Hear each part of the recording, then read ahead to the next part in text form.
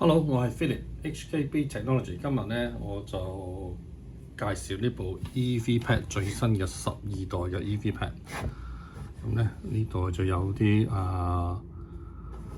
8K 啦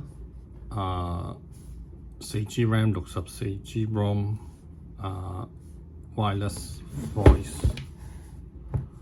咁下 Android 12A53 Core 藍牙5.2 WiFi 6。OK， 咁而家打開嚟睇下先。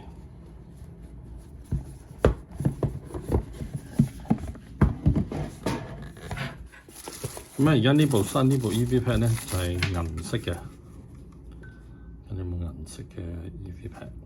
咁咧前邊都有個 display 啦，側邊係行有個 USB-C 嘅 port， 同埋有個普通嘅 USB 插卡啦。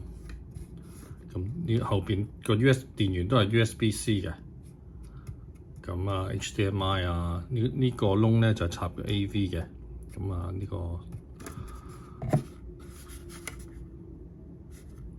就係 EVPad 第12代啦。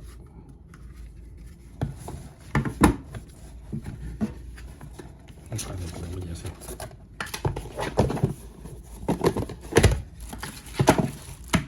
咁打開咗裏邊咧，有個遙控啦，呢個就係個 EVPad 個遙控。俾你睇個遙控，呢個遙控。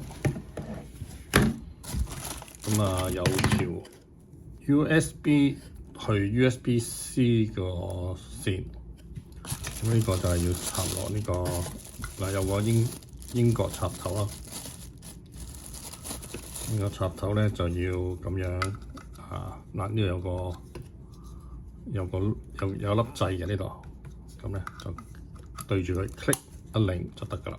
呢個咧就係個電源，咁咧就插條 USB 線落去呢度。OK， 咁咧另外呢邊咧就插落部機度嘅，咁咧就插落部機度，咁樣插落去。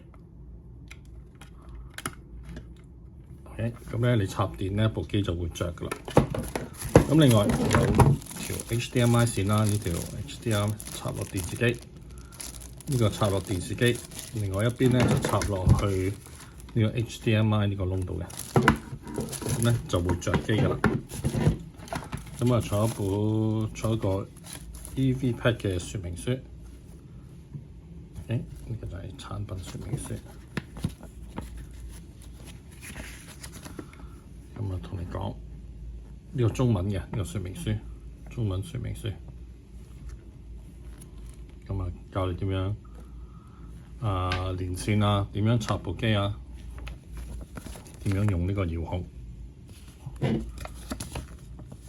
咁後邊咧就係英文 User menu for the EVPad 12 and that's the how to connect to internet and there's instruction. Okay, this is the EVPad 12. 咁而家插咗去睇下，我哋 connect this up and see what's inside. OK， 請你哋 click 下邊嗰條 link 咧，就去我哋睇 Part 2呢條 EVPad 嘅應用安裝同埋頻道列表。Click the link below to see the Part 2 of this EVPad 12 channel listing and app installation.